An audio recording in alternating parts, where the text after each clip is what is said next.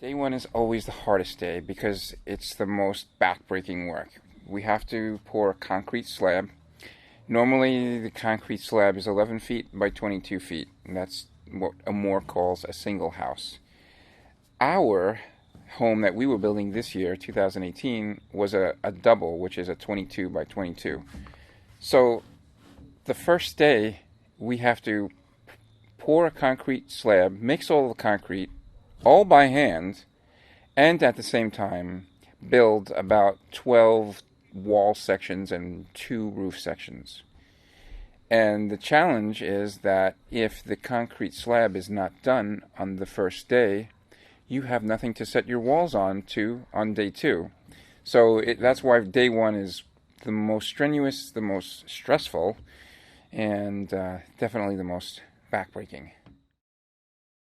What's special about this trip is that it's a mission trip that I'm able to bring my boys on. So last year I brought the 2 oldest boys, and this year I brought the 2 mid boys. And since I have 5 boys, I plan to continue doing that through over the years. And like the fact that on this opportunity that we can all experience doing some missions, helping somebody else. Also being together and working hard and learning some new skills while we're at it. My brothers and my dad were both came last year, so I was able to come this year.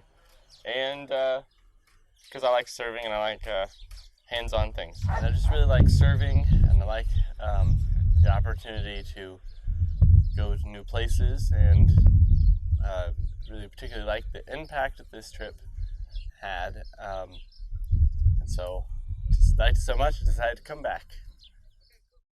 Camp life is interesting, and it is wildly different from one year to the next. But typically, you'll get back to camp at between 5 and 6 o'clock, dog-tired from the hard day of work, especially on day 1.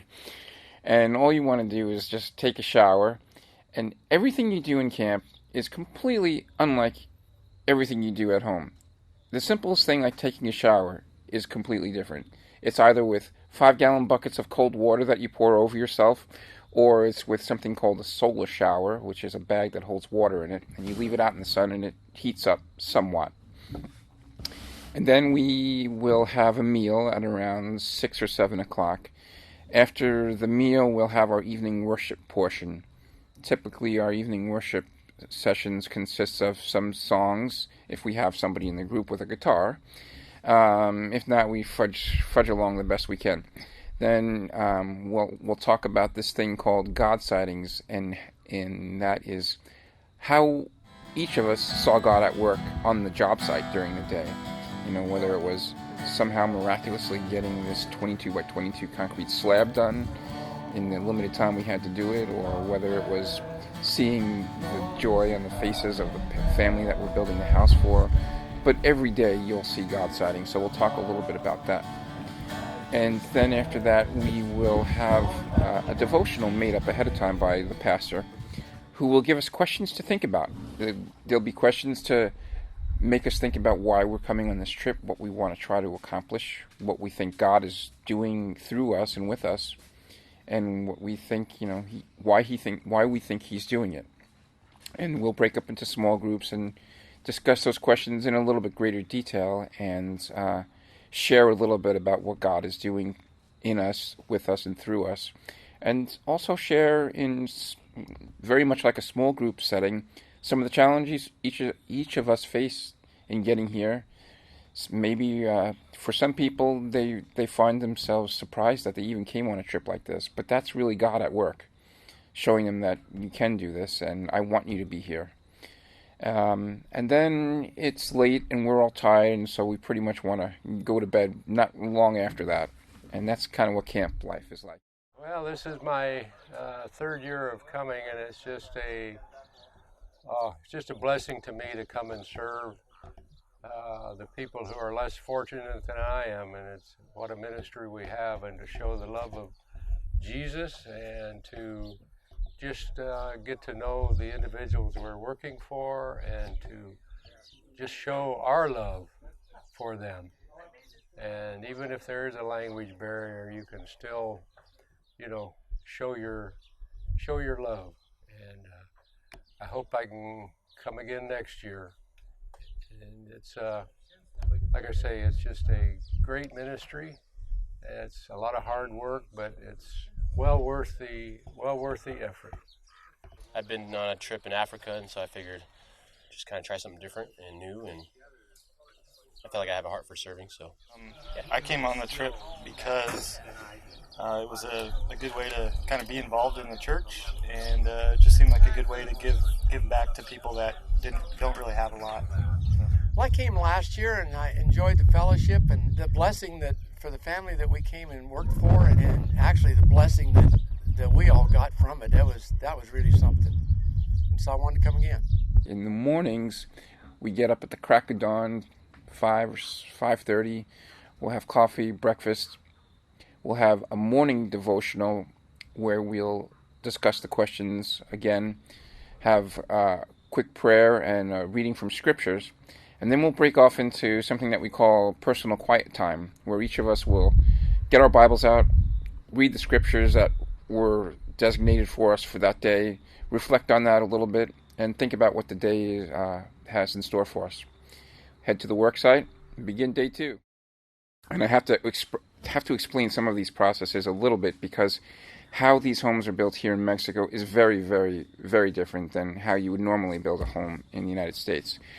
Since the goal is to build these homes as economically as possible, there are things that they do differently that we would not do. For example, to stiffen the walls, in America, you would put plywood on the side of houses. Well, they can't afford that here. So what you do is you take this stuff called baling wire. It's a heavy gauge, thick wire, and you wrap it around the walls, back and forth and back and forth and back and forth, starting at the bottom and working your way all the way up to the top of the wall, until you have, what's basically 17 or 18 lines of wire that zigzag back and forth across the wall. So that's called prepping the wall with baling wire. So that has to get done. And then when that's done, what we have to do is stand the walls up, get them plumb and level, put the roof on. We have to put felt paper down on the roof. We have to put roofing paper on top of that. While that's happening, what we have to do is take tar paper or felt paper and put that over the baling wire. And that's basically the exterior shell. Then once the tar paper is on, we wrap the house again, not in baling wire, but in chicken wire. And the purpose of the chicken wire is to give it a surface for the stucco to hold on to. I've actually been wanting to go on this trip for quite a while. For the past couple of years that I've seen the men go on this trip, and the enjoyment and the looks on their faces, and the rewards that I've seen on their faces as they've come back, I've always wanted to go on one of these trips. Well, I've been wanting to come for a while. I've been with Family Bible Church for a couple of years, and I just wanted to come to help out this family and work with a lot of the people that I already know and get to know them better, learn their names for once, and just have a great time. And first time in Mexico, so it was a really good opportunity to come do this and spread the word of God. So I've been coming on this Amor trip this is my 8th year now, and the first year that I came here, it was the year that convinced me to give my life to Christ.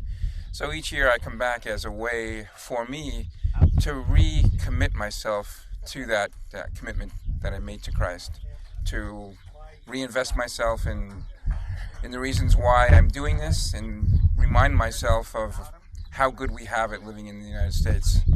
And it's my way of giving back to God for all of the blessings He's constantly showering down on me. I've been coming 3 years now to this mission trip here in Tijuana with Amor, and I come because I want to be the hands and feet of Jesus to these people here in Mexico, the ones that there's so much that they're less fortunate about than we are in the United States, and we just don't know how blessed we are, and it's a blessing to me, truly a blessing to me to be able to come and bless these people. Here? Oh, actually, I've enjoyed every moment of being here. The camaraderie, the closer we grow to Jesus. Every aspect of it has been enjoyable. I've really met a lot of neat people on our own crew this year, and it's a special deal. No, just that it's been fun meeting new individuals. I met Trevor and Rick from Gig Harbor. We've become pals, and that's a neat thing, and so hopefully we can see them next year and see the same people next year. This particular 3-day trip is probably the one mission trip that you would go on where you could accomplish the biggest impact in the shortest amount of time for both the giver and the receiver than any other mission trip experience that I know of. Well, I just encourage anybody that feels like they could get out of their comfort zone a little bit to come here and do this mission trip. It's short, and you just, like Tony said, you get a lot done in a few days, and there's always wet eyes when you get to hand the keys over to the people that get the home, and you see their appreciation, and it's just wonderful to see their appreciation. On day 3, typically the way it will work is there'll be a few last-minute details that might need to be done, like trim or a fascia board that goes around the roof, or maybe all of the windows didn't get put in, so we'll finish that, or maybe the doors didn't get hung, so we'll finish that, while the stucco guys are working on getting the first coat of stucco on the walls. And stucco is like concrete without stones. So concrete is a mixture of sand, cement, and rocks. If you take the rocks out of the mix, it becomes stucco. So it's a mixture of cement and sand. And that's basically what we would consider siding on the house. And some people have shingles, some people have hardy backer. Well, they put stucco on that. And that's a typical style of construction for this part of the world. And it's economical, it's easy to do, and that's why Amor uses it. And then that'll usually take about an hour to 2 hours to do, and then about an hour to 2 hours to dry before we can do the second coat of stucco. So it's a good time to take lunch. Sometimes we'll go to a local church service down here in Mexico. We did that one year, and that was pretty cool. We got to see, how service is conducted in the local communities with the local pastor. And then by normally 1, 2 o'clock, the first coat of stucco is dry, ready for the second coat of stucco. And the second coat goes on quicker and faster. And we're typically done with the house normally 3 o'clock or so on Sunday.